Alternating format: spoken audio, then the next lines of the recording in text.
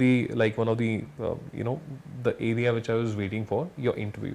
So Apala has secured the highest marks, like 215, right? Yes, sir. So please, I mean, the floor is yours.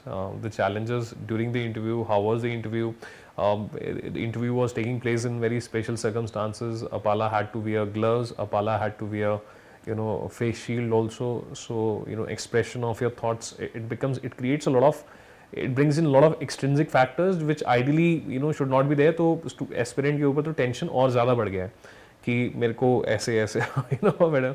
So how was it, and what psychologically, how did you deal with all of this COVID thing? Because कहीं ना कहीं एक ये भी back of the mind में होगा कि Yes, sir. this COVID is going on, and बहुत सारे मतलब families में भी कुछ कुछ Yes, हुआ ही sir. है. तो psychologically how was it? Yes, sir. So firstly, I'll address the COVID part, that because of the COVID, our interview got postponed, and it also created a lot of uncertainty because date nahi aa rahi thi, and we had to also think of the next attempt ki mains padhe, prelims padhe, interview padhe. That was there. Also, sir, as you said, a lot of people were impacted with COVID, and in my family as well, my father was admitted for more than 2-3 weeks in the ICU ward. So that also created a lot of problems. But these are the challenges that we face, and challenges are always there. One major challenge was that we had to give the interview with mask on and shield on and gloves on. So that also created a challenge because we are not used to speaking so much with the mask on, especially in interview. Because in interview, your expression depends a lot on your facial expressions. But if those are hidden, then that becomes a roadblock. So now, sir, coming to the preparation of interview, this is one thing that So let's complete that. Yes, sir. So did you did you enter, and then did you take permission that can I take my face shield off, or can I take my mask off, or did the board ask you, how is it, or did you continue with your face shield on? How is So, it? sir, when we enter, we have to enter with shield, mask and gloves, and they sanitize our hand just before entering. So that is the protocol for every board. But during the interview, the board asked me that if I want to, I can remove my shield. But the mask was kept on throughout the interview. Wearing the shield was optional, but only after certain minutes of the interview had passed. So yes, the mask was continuously there. बाकी ऐसा तो कुछ नहीं है, जैसे अब आपने बता दिया कि मुझको तो बोला फेस शील्ड हटाने के लिए, और फिर दूसरा वाला जो आपके बाद क्या, वो बोला कि मेरे को तो फेस शील्ड हटाने के लिए नहीं बोला, इसका मतलब मेरा इंटरव्यू बेकार गया है, कुछ ऐसा भी था? सबका सेम हो रहा था. सबका सेम हो रहा था. Every board in fact, certain boards also asked to remove the mask if the candidate was speaking slowly, or if the audibility was less. But throughout, I think in maximum boards, the mask was on for me also and for the interviewers also. So were you placed at a distance? Were you given, Yes, some collar mic or something so that you become more audible? Anything? So collar mics were not provided, but definitely distance was there, and even the board members were sitting at a distance from each other. So the what do we call it? The arrangement was a little different from what we usually imagine. But other than that, I think everything else remained the same. Okay. And what about your attire? What did you wear? So I wore a sari for the interview because you have to wear formal attire only. You can also wear a suit. Boys definitely wear a suit, but girls can also wear the Indian salwar suit or a sari. Anything would do. Okay. And yeah, so sorry for interrupting. I just wanted to get it out of the way. So how did you prepare for interview, and what was your experience in the interview board? Yes, sir. So I think preparing for interview is a very, very crucial aspect for this exam because interview demands actually putting what all you have acquired in the past year or the past 2 years and telling it in front of someone, explaining it to someone who already knows about everything. So that becomes a challenge. And interview also requires a very in-depth knowledge and an in-depth understanding because your interview can go in any direction and they can also start digging deeper into any issue. For example, my father comes from army. So in that case, I had to prepare a lot about the army. I had to prepare a lot about the health sector, about COVID, and about anything and everything related to me. Since my mother is a professor in Delhi University, I had to prepare about the education sector, the new education policy, everything that you can come across about And yourself. being from the defense background, you would have resided in different parts of India. Yes, sir. So, like for aspirants whose parents are in the government jobs, be it defense or the civil, and who happen to spend multiple years in different locations. So, how did you prioritize? Did you prepare all of those locations, or how was it? So I prepared all of those locations, Okay. and that made my interview preparation actually a bit tedious. But I think what you should be aware of is that they can ask you to compare the locations, the economy of those states, the polity of those states, anything, the literacy rates of those states. So you must be aware about all the locations that you've stayed in. Any priority कि मैंने 12th class इस location से करी है and it is coming in the डैफ mention हो रहा है, तो मैं उसको ज़्यादा महत्व दूँ, कुछ इस टाइप का एक प्रायोरिटी, या फिर सर या ज़्यादा जहाँ ज़्यादा समय बिताया कुछ? सर ज़्यादा महत्व I think where you did your college from, Okay. because at that time you were growing adults and you were more aware of your surroundings and where you're staying currently. Those two areas should be given the maximum priority.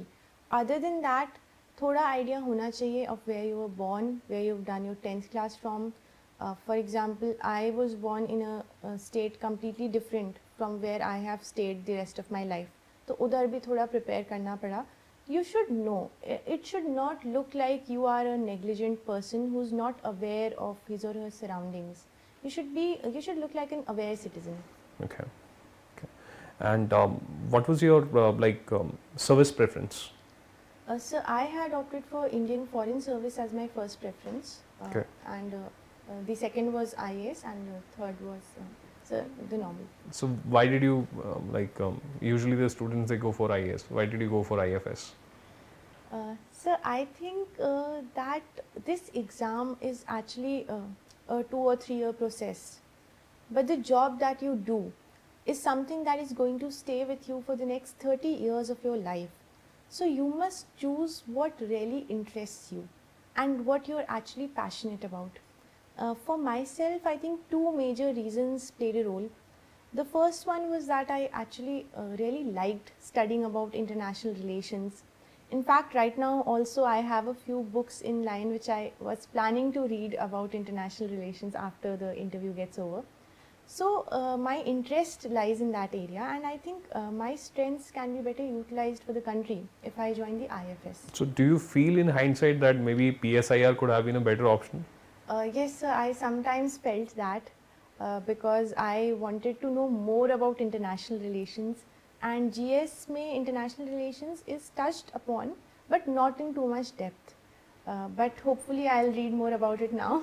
Okay, so it was a dream to enter into the foreign services like before you began your preparation, or during the course of preparation your knowledge expanded or your experience expanded in such a manner that you felt that this is a service which I want to be in?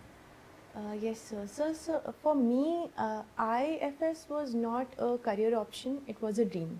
Okay. So initially, though, I was in a lot of dilemma because as you said, a lot of people opt for IAS, and I did not want to go against the crowd or against the tide and do something that nobody else does and regret it later maybe. But then through the course of this preparation, I had a stronger resolution for IFS as I came to know more and more about international relations, and I started being more aware about the Indian Foreign Services officers that are there throughout the world, and I really liked the job profile, and that is why I opted for it. Okay. So I mean, what are the challenges which you see, not like going forward, but like during the course of preparation? How do you find that the job of an IFS officer is challenging, or it is interesting, or it is that adrenal rush giving, so that any students who have doubts, maybe they can get more insight into that? So sir, I'd say challenges for one might be opportunities for another. Yes, yes. So the challenges that IFS provides are actually the things that interest me a lot. For example, you have to travel, you have to shift from one country to another. And here I'd like to say that since I come from an army background, I have always traced my identity to India as an entire country and not to any particular state or district. So representing India on an international platform in itself is something that I have always desired. So that everything that I see in the Indian Foreign Services appears to me as something very interesting, something that gives me great opportunity to present myself there and learn more and more. So I think it will be an enriching experience. Yeah, and when events like evacuation from Afghanistan Yes, take sir. place, the job, it requires very different kind of things. And many of the times you have to like bring back your NRIs or the Indians who are abroad in a Yes, sir. crisis situation. You have to get them back, and Yes, these kind sir. of challenges are also there. And sir, the COVID-19 pandemic has shown us that how the challenges are surpassing national boundaries. Exactly. There's no challenge restricted to any particular country now. Everything is bypassing boundaries. And I think it would be very interesting also, like getting certain fugitives, back into India. Yes, For sir. example, like coordinating with different agencies sir, for that. definitely. That would be real interesting thing. Okay, and so how did you prepare about this foreign services specifically? Did you refer to any particular magazines or any sources for a detailed, in-depth preparation on the service? So preparation was not in depth because as I said, my optional was not PSIR, and in GS you do not get a thorough knowledge of those aspects. But sir, a lot of research took place. I also had a friend with me who was appearing for the interview, and we would discuss international relations together. I think that helped a lot, and I made notes of every little aspect of international relations. I think interview was the area where I made the maximum notes. I made notes for anything and everything because I did not want that any little aspect should be there where I have to say that I cannot understand this issue or something that I should be knowing which I do not know. So I made notes on every little aspect, and I focused mostly on the neighborhood because neighborhood is asked more, and also on other aspects like the United Nations and other organizations. So I think I prepared entirely for it. Okay, There's so nothing. what was the at times in the interview they ask questions which you are not prepared for. Yes, sir. I mean, you are saying that you prepared everything possible. So was every question expected question, or did you had to face some bouncers? How did you deal with those bouncers? So I have said that I prepared everything, but now I'll say that in my interview, 70% questions were unprepared.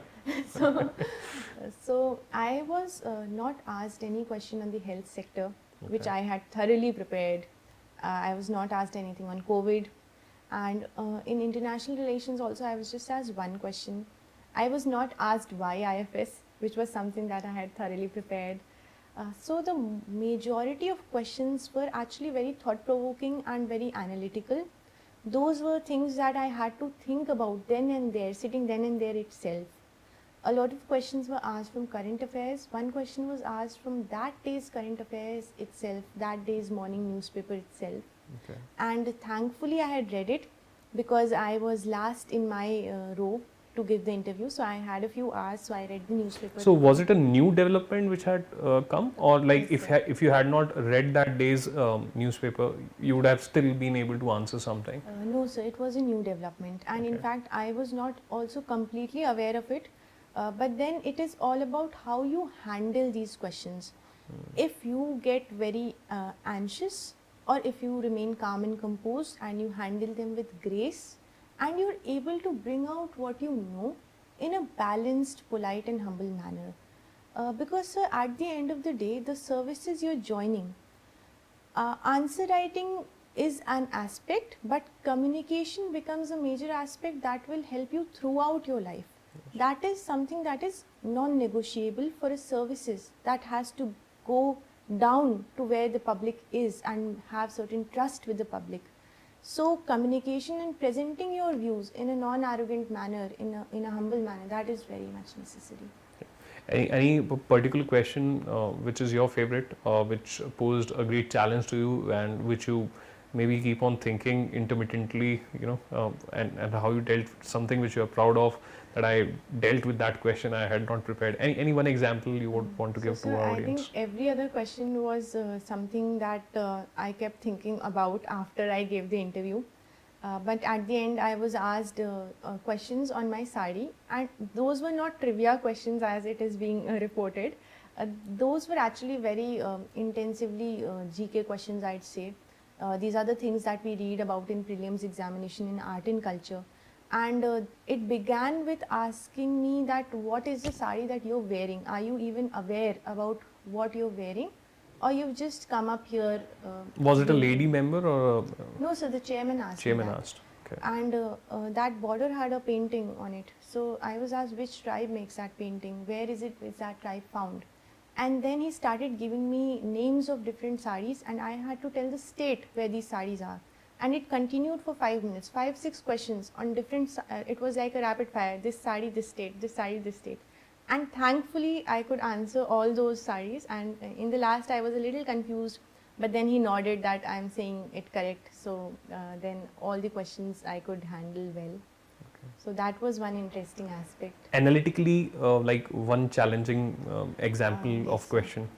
So apart from this question, all the other questions that I was asked were analytical. In my optional subject anthropology, I was one member asked completely on the optional, which was actually not directly related to the optional. So I was asked one question that we have linguistic diversity in India. Should we also have legal diversity? Like as language evolves in every other part of the country, law should evolve in the same way. We should not impose it.